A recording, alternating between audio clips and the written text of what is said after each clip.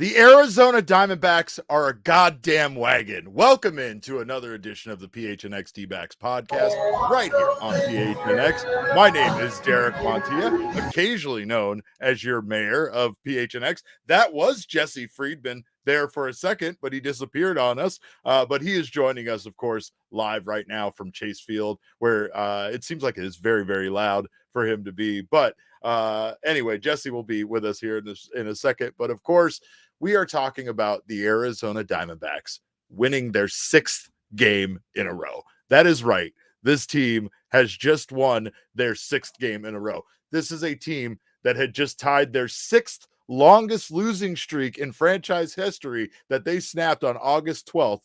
And since then, they have won 11 out of 13 and are on a 6-game winning streak. I don't know how to explain it. Just like I don't know how to explain Tommy Pham currently having the longest hitting streak in Major League Baseball, but that is what's happening. That is what's happening. So when it comes to a lot of things, there were a lot of things that happened in this game, but of course, the biggest thing that we need to talk about is Brandon Pfaadt getting his first major league victory. He gets his first major league win in tonight's wild game that honestly the bullpen tried to do everything they could to lose it for Brandon Pfaadt, but it's just a real nice story that Brandon Pfaadt gets his first win. He goes 5 1/3 innings in this game, gives up 3 hits, 2 earned runs, walks 1, strikes out 5. And Brandon Pfaadt's numbers since returning to the starting rotation are pretty good. When you talk about the Diamondbacks potentially going out there and acquiring a starting pitcher at the trade deadline, I'm pretty sure you would have been happy with acquiring a guy that had a 3.48 ERA and a 1.04 whip. And that is what Brandon Pfaadt has put up since returning to the starting rotation. So it's just absolutely awesome to see. He had, of course, a questionable exit from tonight's game. There is going to be, I don't know if it's controversial. It won't be so controversial since the Diamondbacks won this game, but he did get taken out of the game there with a pitch count of 86 and could have given the Diamondbacks a little bit more. Bryce Jarvis did come into the game in relief of Brandon Pfaadt, and he does what the bullpen has done. He almost made me take this bat and destroy things in my office, but luckily the Diamondbacks offense kept that from happening tonight because this is just absolutely insane. The Diamondbacks, the way this game went was crazy. But I don't know what's happening right now with Jesse. Like I said, he was in a very loud area, so hopefully he'll be joining us soon. But I'll tell you this much. This team continues to find a way to win, even when their bullpen is absolutely awful. And when I say awful, of course, I truly mean how bad, how much this bullpen tonight between Bryce Jarvis and Justin Martinez truly tried to give away the game for Brandon Pfaadt. But luckily, the Diamondbacks offense was able to put up just some big numbers tonight. Very unexpected night from this couple of guys like Jace Peterson. He had 2 triples in this game. Jace Peterson, 2 triples, 3 RBI, runs scored. It was kind of just one of those really weird games. And we have lots of weirdness to talk about. But of course, like I said, Bryce Jarvis came into the game for Brandon Pfaadt. He, in 1 2/3 innings, gives up 2 earned runs, 3 hits. And then Justin Martinez could not seem to get really anywhere in the strike zone. He happens to pretty much give up nearly the entire lead with a grand slam there to make it unnecessarily interesting in the 9th inning. But the Diamondbacks did everything they could to put up big numbers on offense. Right now, Jesse is telling us that the entire building is loud, and God damn it, it should be loud because the Arizona Diamondbacks just won their 6th game in a row, so they absolutely should be loud everywhere. Jesse, it should be loud everywhere in that building. I see you're hiding in like a corner somewhere in the press lounge, and I I appreciate it. It's like faith and family night out there at Chase Field tonight. Is that right? Is that what's going on? Correct. Yeah, there's a concert in the background, and it is extraordinarily loud, and every inch of everywhere in this building, except for a corner in the back hallway behind the press box that I'm currently sitting in. Nice. This is about as good as we got. So we're gonna make it work. Well, I'm glad you're here. I was floundering without you because I was sitting here already talking about the negatives. I was already talking about Bryce Jarvis and Justin Martinez trying to give this game away. But Brandon Pfaadt got his first career victory, and luckily the Diamondbacks offense backed him up big time. They were very patient at the plate tonight, and it absolutely paid off early, and they did not let up. They kept their foot on the pedal. They put up some big innings that we really haven't seen them be able to put up this year. Yeah, I mean, a 5-run inning, right? I mean, how long was it before we saw, or how long was it that we saw the Diamondbacks go without even being able to score, 5 or more runs in a game? I mean, that inning in and of itself was huge. The Diamondbacks in this game had 9 walks. They had 20 base runners altogether, 10 hits, a hit by pitch. This was the most complete game that we've seen from this Diamondbacks offense, I think, in a long time. And that's a good sign. I mean, that's the reason that the Diamondbacks were a good team in the first half of the season. It's because they were a good offensive team. It's because pretty much every other night, they were scoring more than 5 runs against the opposing team. And, the pitching side wasn't necessarily the prettiest today. After Brandon Pfaadt, things did get a little bit ugly for the D-backs bullpen, as unfortunately they often do. But, I mean, when you score 10 runs, you're probably going to win a baseball game. And, obviously, there were so many quirks to this game, Derek. I mean, so many different storylines that we could talk about. But one of the craziest baseball games I've ever seen, frankly. Corbin Carroll had a 3-walk night. Perdomo and Marte each have 2-walk night. Like you said, 9 walks total. They were super patient. Hunter Green looked very good early on, and then had that third inning that almost reached 30 pitches. He was at 28. Then his fourth inning just completely went off the rails. The Diamondbacks were able to just get that rare big inning that we haven't been able to see them produce very often this season. So Tommy Pham extends his hitting streak to 15 games with that 2 RBI single in the fourth inning.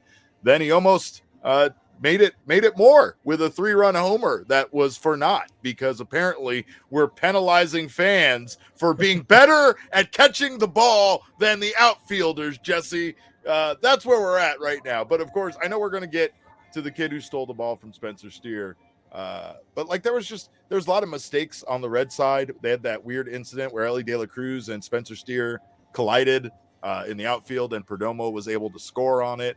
Like a lot of the mistakes they were making were kind of things mishaps that we saw the Diamondbacks have occur to them during their losing streak. And now things are kind of bouncing the Diamondbacks way. And it seems like that's happening in a lot of these games that they've won. Yeah, I mean, and they also had a bunt in this game that was actually successful this time. Jace Peterson laid down a good one. Right. I believe that was the bunt that set up that play. One of the weirder sacrifice flies, although it wasn't a sacrifice fly because it was like an infield fly, but Christian Walker still got an RBI for it, so it was like kind of a sacrifice fly, but there was also an E6. There were a lot of weird things in this game. That play was definitely one of them.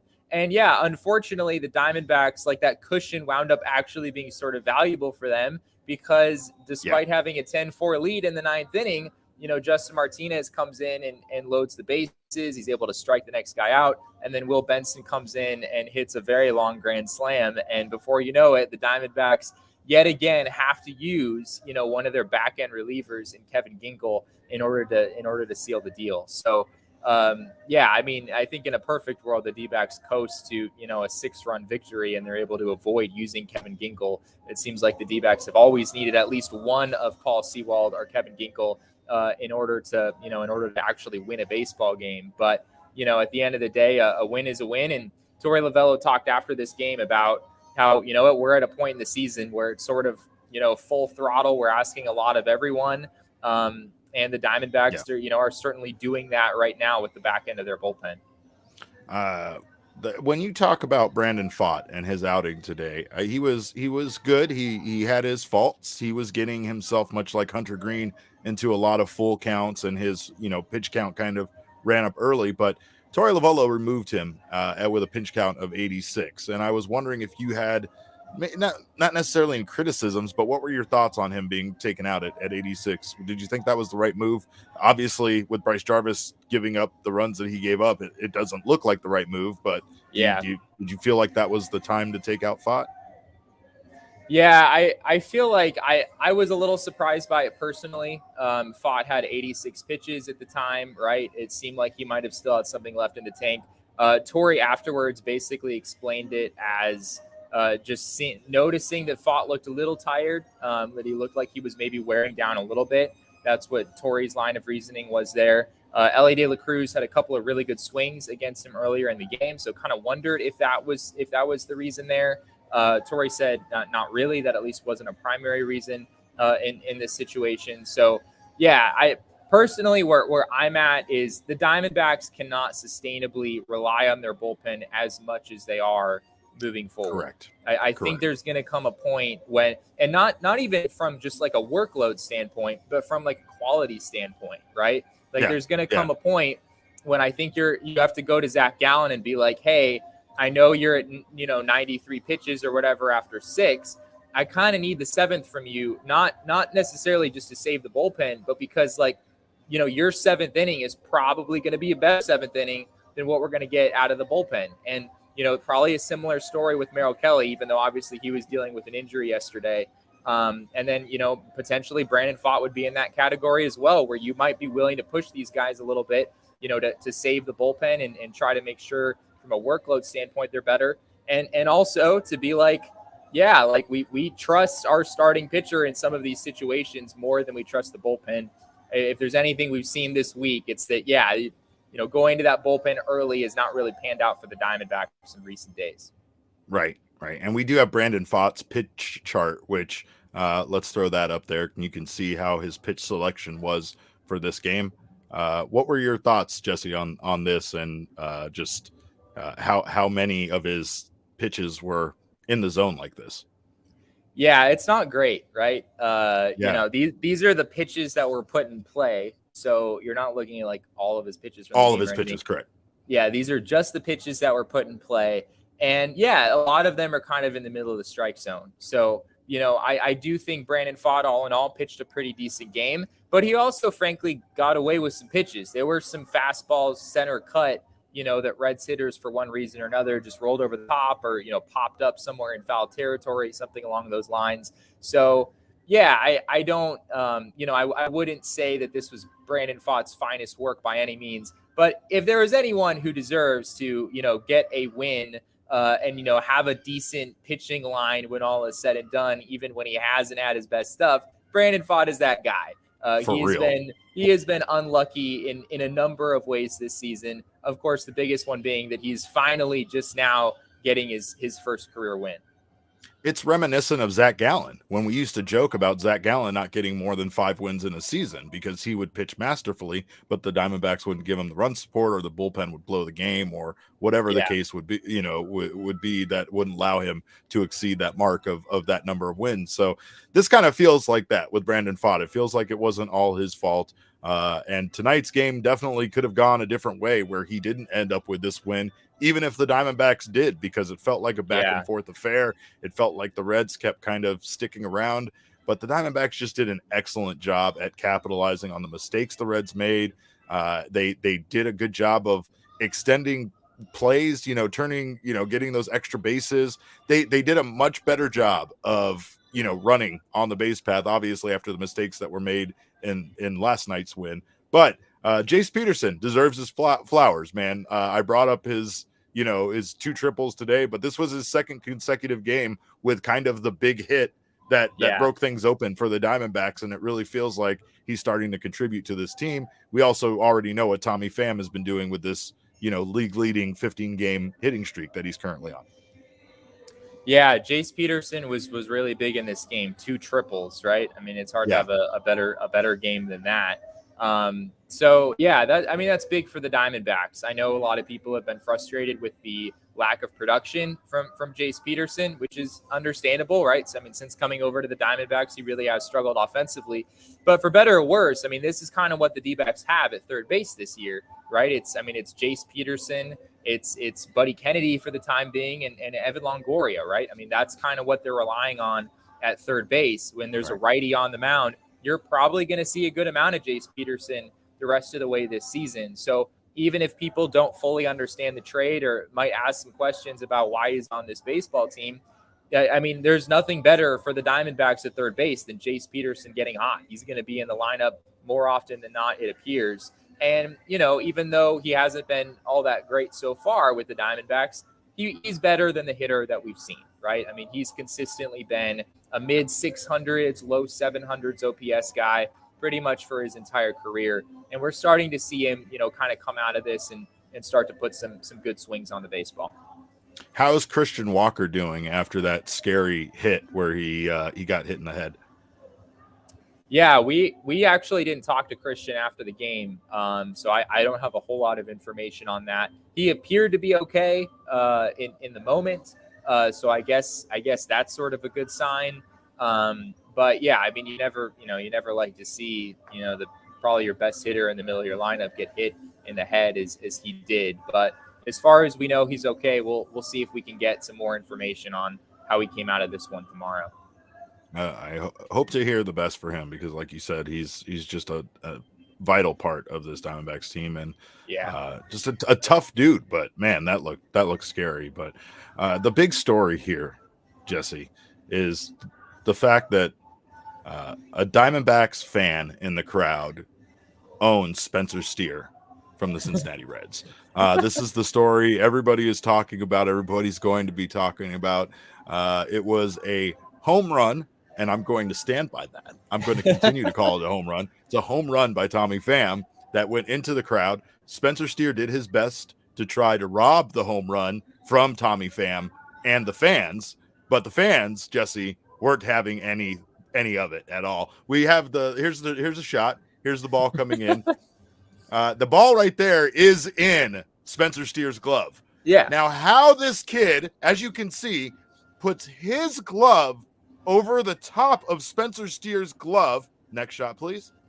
And then it looks like, Spencer Steer had it. He's going to come down with it. We're going to see him land on his butt, and he's going to have the ball. Oh, but he doesn't.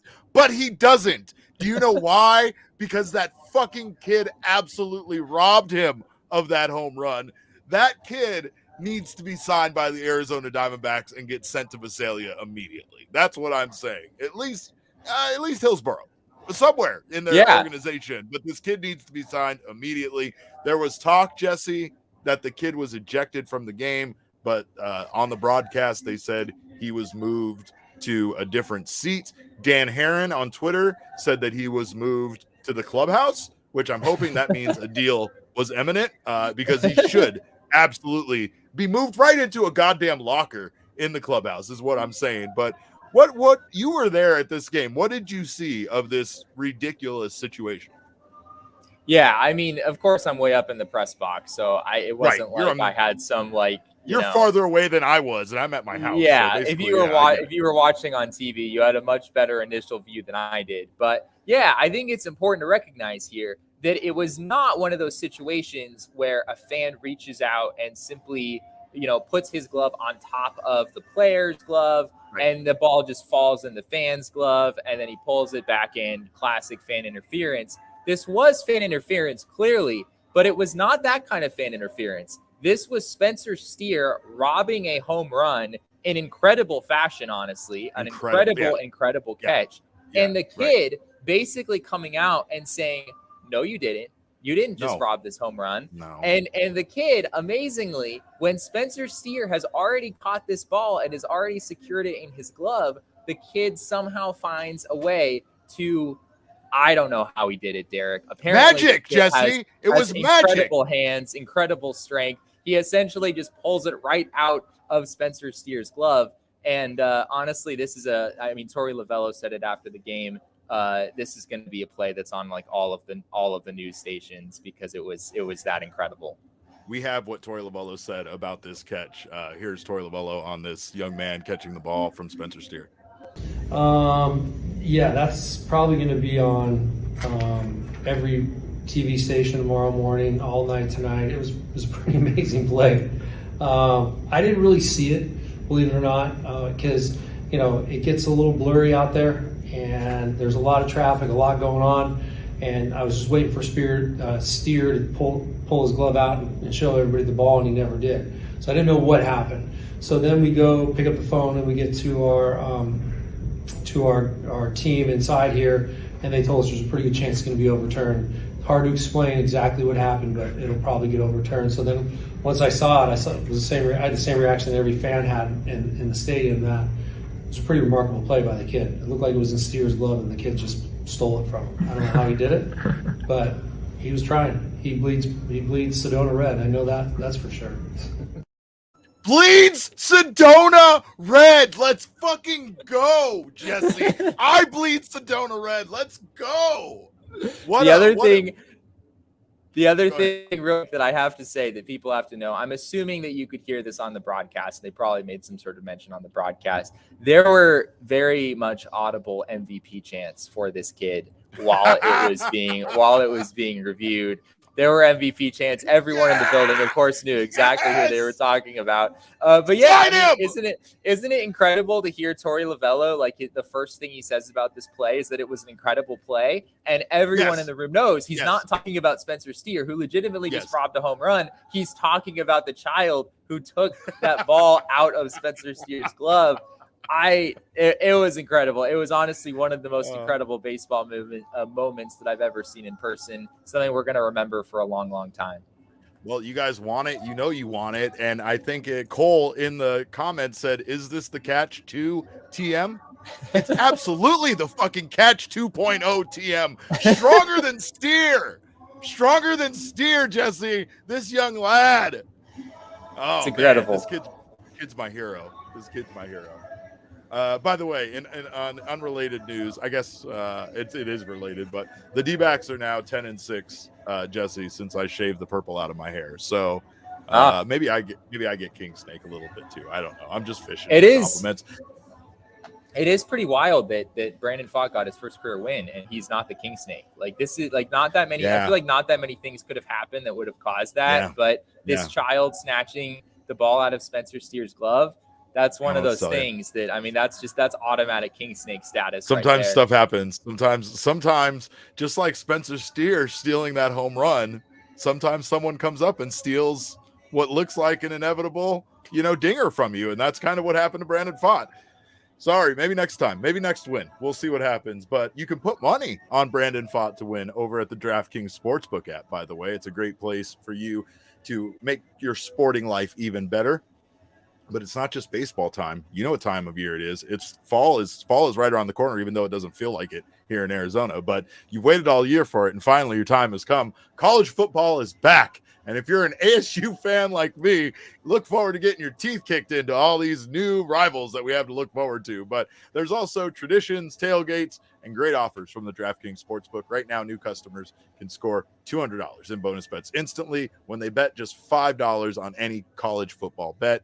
Kick off the season with DraftKings Sportsbook. Just download the app now, and again, use that code of PHNX. If you are a new customer, you can score $200 in bonus bets instantly when you bet just $5 on any college football game, only on DraftKings Sportsbook with code PHNX. And of course, I love betting on college football, Jesse, mostly because I know very little about it. So I might as well just be at times gambling on red or black on a roulette wheel, but it still makes it more fun. It makes it 1,000 times more fun. So make sure to check out the DraftKings Sportsbook app. Gambling problem? Call 1-800-GAMBLER. In New York, call 1-877-8-HOPE-NY or text HOPE-NY 467-369. In West Virginia, visit www.1800gambler.net. In partnership with Hollywood Casino at Charlestown Races. All games regulated by the West Virginia Lottery. Please play responsibly. In Connecticut, help is available for problem gambling. Call 888-789-7777 or visit ccpg.org. On behalf of Boot Hill Casino and Resorts in Kansas, 21 and over in most eligible states, but age varies by jurisdiction. See DraftKings.com/sportsbook for details and state-specific responsible gambling resources. Bonus bets expire 7 days after issuance. Eligibility and deposit restrictions apply. Terms at sportsbook.ag. DraftKings.com/MMA terms. And also, we thank you guys for being here right now on the PHNX Sports YouTube channel. Sorry for making you wait so long. As you can see, things were very loud at the stadium for poor Jesse. We had Brandon Pfaadt getting covered with shaving cream and glitter and whatever else they could find. And, you know, a lot of stuff happening, but we appreciate you guys being here. If you haven't subscribed to the channel already, do so now. Sign up for notifications. That way you don't miss when any of our wonderful shows go live. Leave us a thumbs up. We always appreciate that wonderful feedback. And speaking of feedback, if you're listening on the audio podcasting side, leave us a review there. We love that. And make sure you're subscribed there as well. We can always love to have you guys access us in whatever way makes it easiest for you to listen to the podcast. But most importantly, go over to gophnx.com and sign up for a Diehards membership. If you aren't a diehard already, you get all sorts of wonderful benefits, including our brand new awesome shirt at the phnxlocker.com, which you can get as your free shirt for signing up for a membership.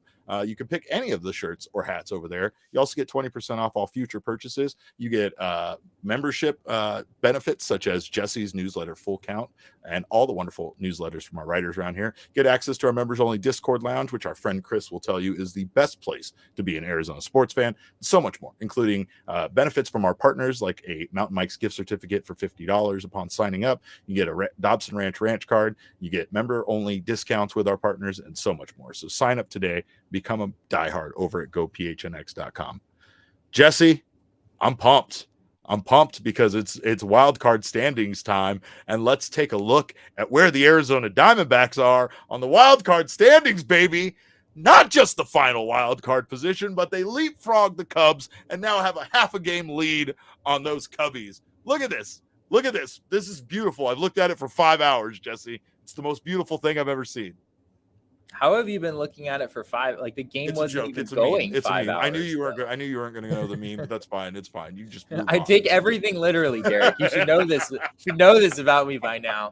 Yeah, this is really remarkable for the D-backs. Frankly, that I mean, you know, it was what 2-3 weeks ago we were talking about a baseball team that had fallen to 3.5 games behind the third wild card team with multiple teams between them and the third wild card team, and the Diamondbacks went out and won 11 out of 13 games. I mean, yeah, this was literally like a 2-week span. Diamondbacks have gone out and won 11 out of 13, and they went from 57 and 59 to now 68 and 61. There's still a long way to go. So I don't know if I would do the victory lap just yet. There's still 2 more games in this series as well between the D-backs and the Reds, but it is remarkable how quickly this turnaround has happened for this Diamondbacks baseball team.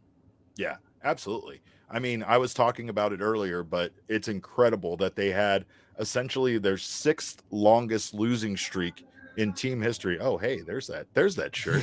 Let's just put the shirt on top of Derek. It was almost on me. Yeah. It's the 6th longest losing streak in franchise history, or tied the 6th longest losing streak in franchise history. And then they turn it around, and now here they are winning 6 in a row, 11 of their last 13 like this. And we've even said at times, we don't know who this team is. When they were winning all of those games in May, I mean, even we were like, yeah, we think they have an easy schedule here, but they were fairly impressive on how much they were winning and how they were getting it done at times. Right now, like I've said it earlier, I've said it on previous shows this week, this once again looks like the team that we were kind of always scratching our heads about how are they getting it done, because again, the bullpen today, not great. Tried their best to give up this game, but somehow the Diamondbacks found a way to win. And it was one of their best offensive performances of the year, and it took that in order to secure this win. But it just shows how this team right now is able to dig down deep and find a way to overcome some of this adversity, like their bullpen being unpredictable. Yeah, and I mean, a huge part of it is that Brandon Pfaadt was just way better than Hunter Green tonight, right? I mean, that's really what. Yeah, there you go. Yeah, put the shirt on. I love it. I mean, that was really ultimately that's the reason the Diamondbacks won this baseball game, is that Brandon Pfaadt was better than Hunter Green, and the D-backs bullpen wasn't great. The Reds bullpen, which is heavily taxed, wasn't great. It was just Brett Kennedy. So, yeah, I mean, the fact that Brandon Pfaadt has come around now, has, I believe, a 3.48 ERA, a 1.04 whip in 7 starts since returning from Reno, that's a huge development for this Diamondbacks baseball team. because not only do you have that 1-2 punch in Zach Gallen and Merrill Kelly, now you have a third pitcher that you're adding to the mix that's giving you a pretty darn good chance to win every single time he's on the mound, even if he never gets the win until finally getting one today. But yeah, I but mean, he gives him a chance to win. That's totally you nailed it on the head with that one, right? Because even when he goes out there, and I mean, since returning to the starting rotation, I think he's given up 4 earned runs, the most in one of his starts. But you know, I kind of went over his numbers earlier, and he's just been, you know, again, a pitcher that we would have happily traded for, Jesse, at the trade deadline with these numbers: 3.48 ERA, 1.04 whip, 10 walks. He's given up 6 home runs in 7 starts. He has 39 strikeouts. I mean, these are good numbers for a guy that, and that's like, again, in 7 starts. So like that's, I feel like his ERA and his numbers for the season don't look great because of his earlier performances, but this Brandon Pfaadt that has had some coaching from Brent Strom and has changed the side of the rubber that he's pitching from, seems like a completely different pitcher as far as value goes at a major league level. Yeah, it's funny. You mentioned Brent Strom. We talked to Brent Strom earlier today, and of course, Pfaadt was one of the primary topics of conversation. Stromy went on, you know, sort of a long rant about all of the changes that they've made and how, you know, moving from the third base side of the rubber to the first base side of the rubber, what it does for all of his pitches and all these things. And he finished that comment by saying, yeah, I think Brandon Pfaadt is one of the better 0-6 with a 6 ERA starting pitchers in baseball. Like, I think this guy, essentially what he was saying is, I think this guy is way better than what his numbers to date would indicate. And that's abundantly clear at this point. Like even after this start, what is Brandon Pfaadt's ERA? I think it still might start with a 6 or maybe high 5s at this point. But you know that, I mean, the pitcher that he's 5.91. Yeah. 5.91. Yeah. And we talked with him after the game about, you know, feeling more comfortable, feeling more confident at this level. And he absolutely agreed with that. He feels like he is a different pitcher now than he was, you know, when he first came up. And he talked about some of those first games up in the big leagues kind of sped up on him a little bit. You know, you get in a tough spot and in one of your first few major league starts. It's tough for, you know, a 24-year-old up from AAA to adapt and figure things out and stay calm and stay collected in those moments. I think Pfaadt has figured out how to do that. I mean, there was an ugly inning for him in this game. I believe it was the second inning. He threw 32 pitches in that inning, if I'm not mistaken. Yeah. That was kind of a disaster. And it looked like you might be seeing Pfaadt for, you know, 3 1/3, 5 runs, or, you know, a start that was very much non-ideal. He's able to bounce back. I think he had a streak of 11 in a row that he retired in this game. He's a different pitcher. He's able to bounce back better now than he was when he first came up. I want to give some love to BCom See Clearly in the chat. They sent some super chats. We always appreciate you doing that. We love you for it. They sent Davies pitches tomorrow, so I'm going to enjoy this. You probably should, but I don't know. The way the bullpen went might be kind of reminiscent of what we'll see from Davies tomorrow. Who knows? BCom See Clearly also asked, when will Ryan Nelson take the mound again, Moxie? So any idea? Any thoughts on if we'll see Ryan Nelson again at a major league level this year? I kind of have to believe that the answer is yes. I mean, he's been pretty good for the Reno Aces. He's not. I believe he's first eligible to be called back up on the 28th. You have to, with the new rules with the collective bargaining agreement, you have to give pitchers 15 days before they're eligible to be called back up. So I think that would be the 28th. That day is obviously coming. I have to believe Ryan Nelson is going to see time on this big league roster again before the end of the year, because frankly, you look at this bullpen right now. You know, you look at Bryce Jarvis, who struggled in this game. You know, there hasn't been a whole lot of swing and miss for him so far in his brief big league stint. I know it's still very early in his career. Slade Ciccone has pitched well so far, but I don't think he really has, you know, necessarily an established presence on the big league roster just yet.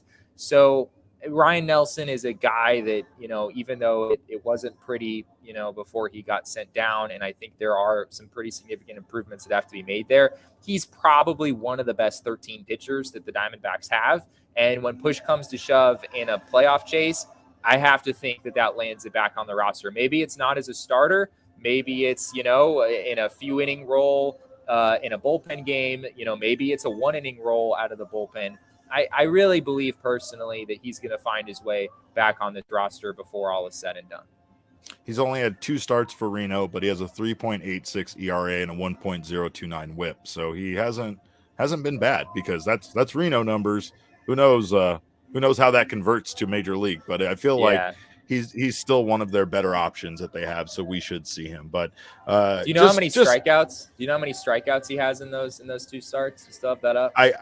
I did not. I just shut it down, Jesse. So I just because I was ready to move on. My timing is always perfect. Your timing is impeccable. But I did want to give a shout out. We talked about him yesterday a little bit, but actually a lot, because we love him. But Gabby Moreno behind the plate, we can't say enough about what he has been. We talked about his defensive run save, but here are his offensive numbers. This doesn't include the excellent night he had for the Diamondbacks tonight. Yeah. But this is what he has done since returning from the IL, and this kid just continues to be a godsend for this team. I mean, he was 2 for 4 tonight with 3 runs scored and an RBI. He also had a walk, and yeah, I mean, these are his numbers. This was a missing component to this team when they were struggling offensively.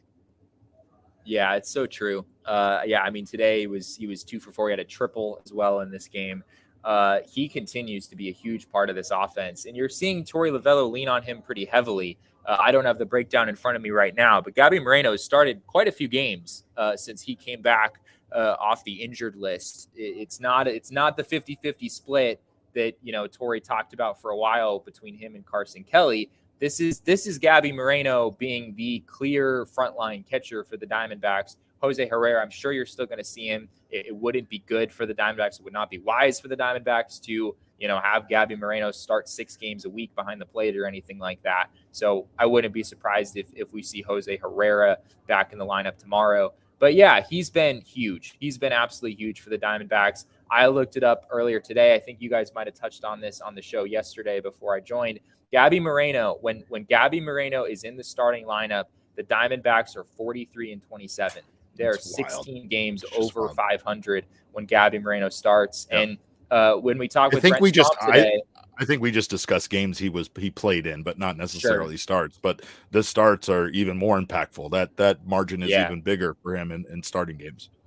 Yeah, we talked with Brent Strom about Gabby as well, and his ability to you know, be a game caller and all that stuff. And Brent Strom said, I believe he's going to be an all-star. You know, the way that he interacts with pitchers, there's still some things to work through, but obviously his arm is incredible. He's getting better at framing. He's getting better at blocking.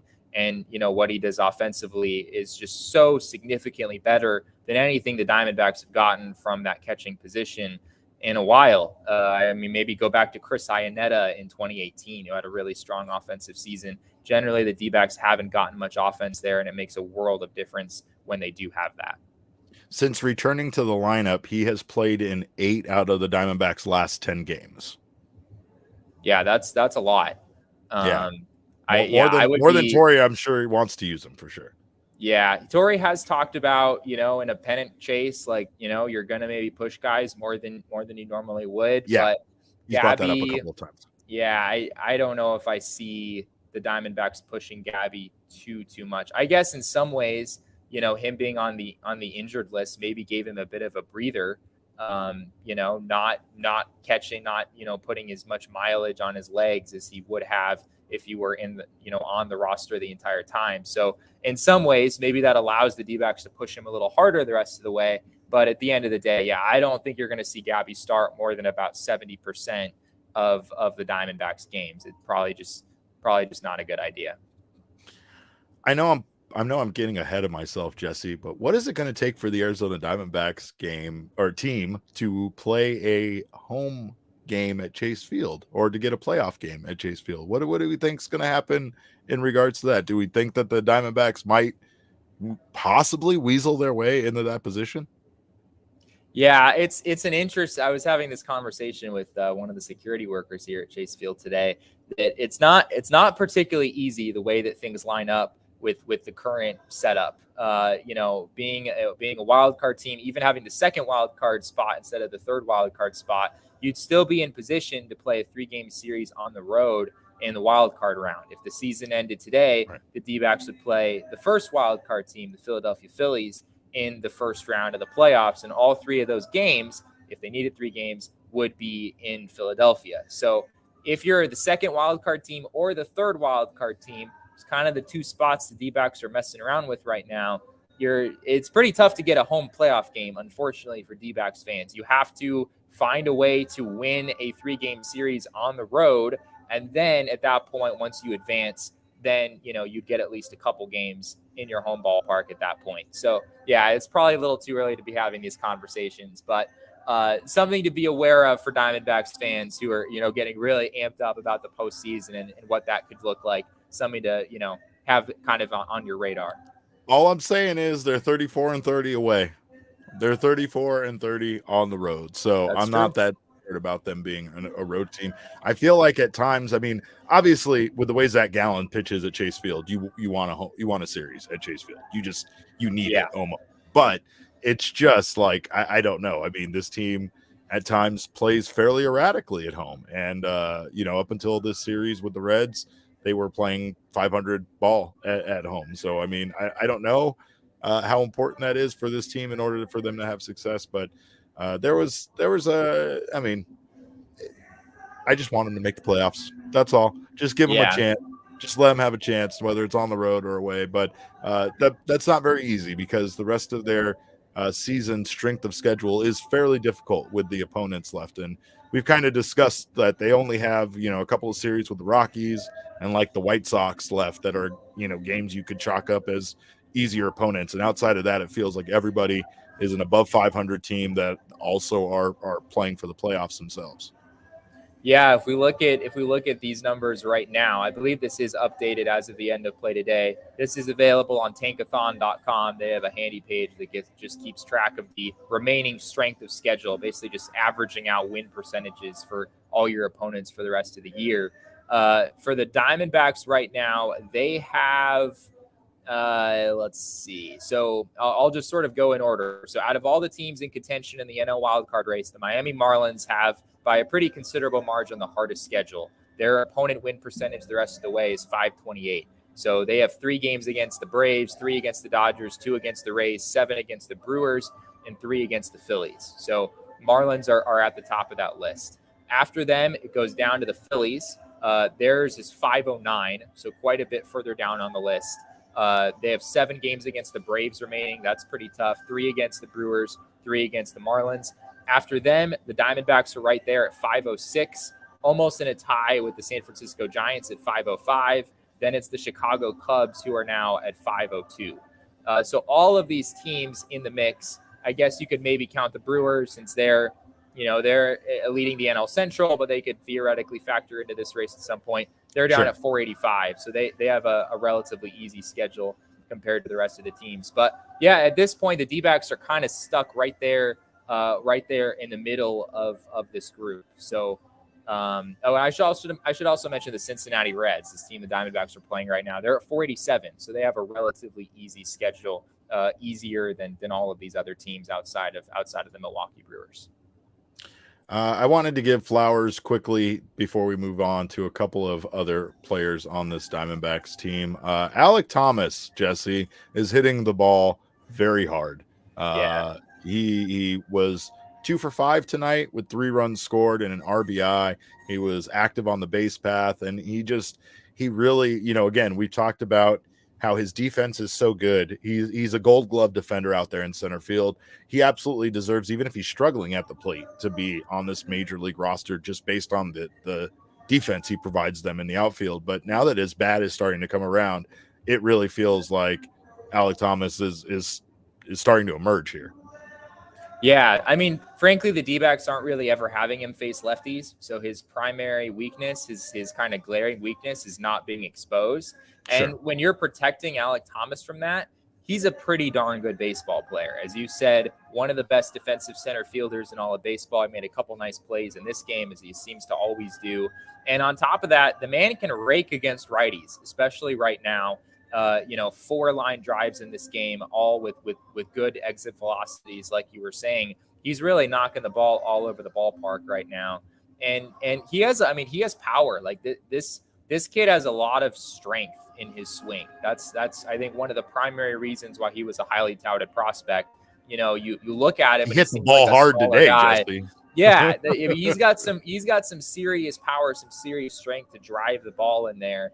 And when he's spraying line drives all over like he was today, he's a pretty darn good player. I mean, I think on the season his OPS against righties is well over 800. That's really solid production. As long as a righty's on the mound, Alek Thomas is one of the best players on the field.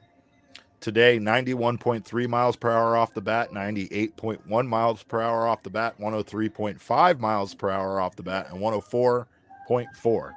Those are some hard hit balls. So it's great to see him hitting it. Can people hear the music in the background? Oh yeah, we're jamming out, Jesse. We're having a great time.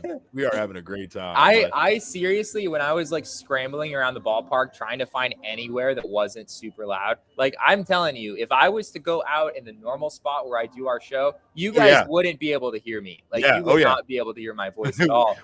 we briefly caught you at the beginning of the show, and I think I heard how loud it was. I figured that happened. I considered going out into the. I considered using the staircase, like the staircase. But then I was like, wait, but if the concert ends, then there's going to be like thousands of people using the staircase. It can't just be like set up there. So here we are. I appreciate people bearing with me, even though our audio kind of sucks today. That would have been awesome. Maybe you would have gotten a kiss on the cheek like I did on opening day last year. That would have been rad. But we talked about Bryce Jarvis and Justin Martinez struggling out of the bullpen and the position they put the Diamondbacks in today. But man, Joe Mantiply was just he's back to being the all-star that he was last year before that the halfway point. He tossed a solid 1-2-3 inning for this team, and then again once things really got hairy, Kevin Ginkel was able to come in, lock things down for this team, and like it almost feels like a joke. And I think that's the reason why people get so frustrated with Torey Lovullo is like, okay, you let Justin Martinez like kind of screw around out there long enough to make this a close game where it had no business being that. And then when Kevin Ginkel's kind of just like I got it, I'll take care of it. And it's like, just put him in the first place. I know he's had a high usage level, but let's just get this game over with. I understand though, like you're still trying to develop guys like Justin Martinez. You want to give them reps, especially in a situation where they can't really blow the game, but he kind of almost did. Yeah, I was a little bit confused with that myself. I understood going to Justin Martinez to start the inning for sure. You had a 6-run lead. If you can avoid using Kevin Ginkel, by all means do it. But once the bases are loaded with nobody out, on some level, it's like, okay, this is not a game we can afford to let get away from us playing against Cincinnati Reds, a team you're in the thick of this race with. You probably shouldn't be messing around in that situation. I didn't think it was, super egregious necessarily letting him stay in the game. He did strike out the next hitter.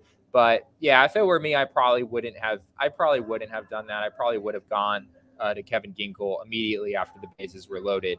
Maybe the final score is 10-5, 10-6 or something like that instead of 10-8 as we saw. I want to welcome our newest diehard, Kevin Haskey. I hope I'm saying that right. Hey. Kevin, welcome to the family. He said, boom, I'm a new diehard. I know it was that shirt that got you, pal. Trust me. If I wasn't a diehard already, I'd sign up just to get that shirt myself. So we thank you, and we are thrilled to have you as part of the family. So thanks for joining us over here. Speaking of that, I don't know if you know, Kevin, but I hope you have yourself a great pair of premium polarized shades. If you don't, our friends from Shady Rays has your back. It's an independent sunglass company, as all of you know, that makes a premium product for not a premium product price. And of course, they also have the craziest lost and broken replacement plan in all of eyewear. If you lose or break your Shady Rays, even on day one, they told us they will send you a brand new pair. No questions asked, no judgment heaped your way. No guilt. They're not going to guilt you for breaking or losing your sunglasses. They're just going to send you out a brand new pair. And also, if you order yours online or even at their Kierland Commons location, we can return them for free and get your money back, or you can return them for a new pair within 30 days. Their team always has your back. There's no risk when you shop. And exclusively for our listeners, Shady Rays is giving out their best deal of the season. Go to shadyrays.com and use code PHNX for 50% off 2 or more pairs of polarized sunglasses. Try for yourself the shades rated 5 stars by over 250,000 people. And also tomorrow, if you guys want to go watch Zach Davies pitch, which I know you guys all want to do, and more importantly, go out there and get that Corbin Carroll bobblehead, go to Game Time. It is the place for last-minute tickets, and if you haven't gotten your tickets yet, guess what? We're in last-minute ticket territory, essentially. It's that time. So if you have FOMO, if you want to try to go battle it out and be one of the 15,000 people that gets that little Corbin Carroll for your shelf, make sure to check out Game Time. It is the place for last-minute ticket deals. It's the fastest-growing ticketing app in the country for a reason, and that is because it provides you with the lowest price that you can find on those last-minute tickets. Snag the tickets without the stress with Game Time. Download their app, create an account, and use code PHNX for $20 off your first purchase. Terms do apply. Again, create an account and redeem code PHNX for $20 off. Download Game Time today. Last-minute tickets, lowest price guaranteed. Well, we know about the present, Jesse, which is young and exciting, but the future of this team is also pretty young and exciting. And I know a lot of people want to hear about what Druw Jones is up to for the Visalia Rawhide, and let's show you what Druw Jones is up to for the Visalia Rawhide. Damon?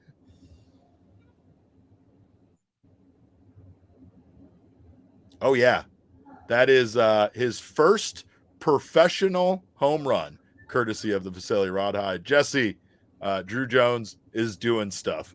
It might not be great. It's a slow start. He's only played 16 games for Visalia, and he's slashing 197, 319, 279 with a 598 OPS. But this was the go-ahead home run in this game. So shout out to Druw Jones for that. But what are your thoughts? Are you any concerns there about his early numbers, or is this just baseball?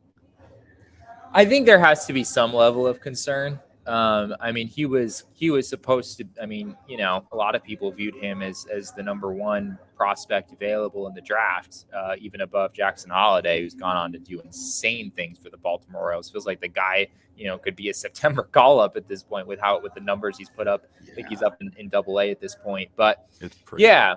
I mean, the injuries are a huge factor here, right? I mean, it was the shoulder last year, of course, the D-backs first round pick shoulder curse. Druw Jones is the latest victim. He goes down for the remainder of the season with shoulder surgery, comes into this year. He has a quad injury that kept him out for a while. He had a hamstring injury more recently that kept him out for a while. So, yeah, I mean, he's just now reaching 100 plate appearances. So the sample size is still very small. He is showing some positive signs. He's strung together a few pretty good games. I believe in his last 4, he is 5 for 16 at the plate with a homer and a double in that stretch. So you're definitely seeing him, you know, start to make some adjustments and start to put up some numbers. But yeah, I mean, there's obviously a long way to go, right? He's in low way at this point, and this 2023 season with the injuries has really impacted his ability to just kind of get in a rhythm. So it's nothing that I would be too concerned about at this point because of how small the sample size and because of the impact of those injuries. But the concern level is not zero. Druw Jones should be pretty good against single-A pitchers, you would think. He's only just now kind of starting to show that.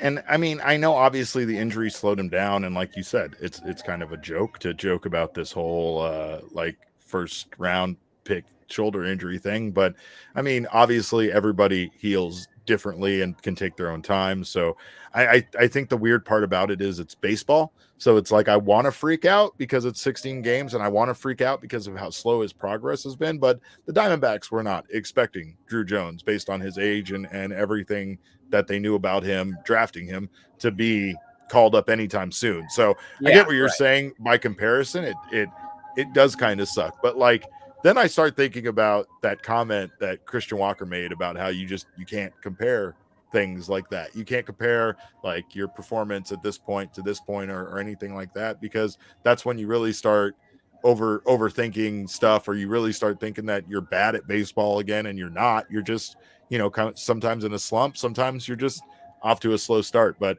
I would say I agree with you when I say my concern level isn't zero. It's just, you know, a small sample size at this point. It was good to see him finally hit that home run and finally do something of note for the organization. And hopefully we'll see that continue, because the Diamondbacks need it. They need some young guys to get excited about. I know we talked about Jordan Lawler potentially being called up this year.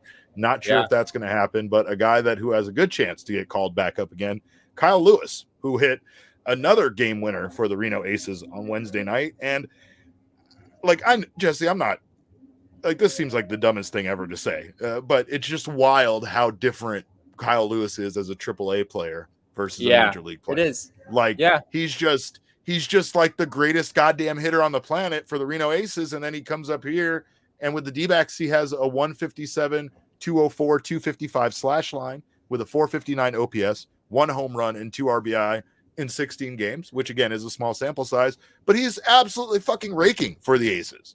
Absolutely raking. 1.129 OPS, 16 home runs, 62 RBI, 363 average. Like, it's wild how much better he is in AAA. Unfortunately, it is kind of a thing, right? Like the quad A baseball player, like the player that just absolutely, slams the living daylights out of the baseball in AAA and then comes up to the majors and just like can't really handle breaking stuff at the major league level. And that's kind of what we've seen from Kyle Lewis. There's just been a ton of swing and miss in his game when he's been up here at the major league level. So yeah, I don't know where the D-backs go from here with him. Frankly, I'm not really sure if we see him up at the major league level again this season. They've tried it a number of times. I know the sample size is still pretty small, but it never really felt like a fluke, frankly. He was swinging and missing a lot. He was striking out a lot. It wasn't like he was hitting lasers all over the ballpark that were getting caught. Right. So, it's unfortunate. It's the comeback story that I think a lot of people really wanted to see with the potential that Kyle Lewis showcased in Seattle a few years ago. Just hasn't really happened so far. Who would you say would be likely to get called up? Who would you like to see the Diamondbacks maybe add to this roster that you think they could help them win as we get close to the end of the season here in September? Yeah, I was having a conversation similar to this in the press box with another earlier. Security guard.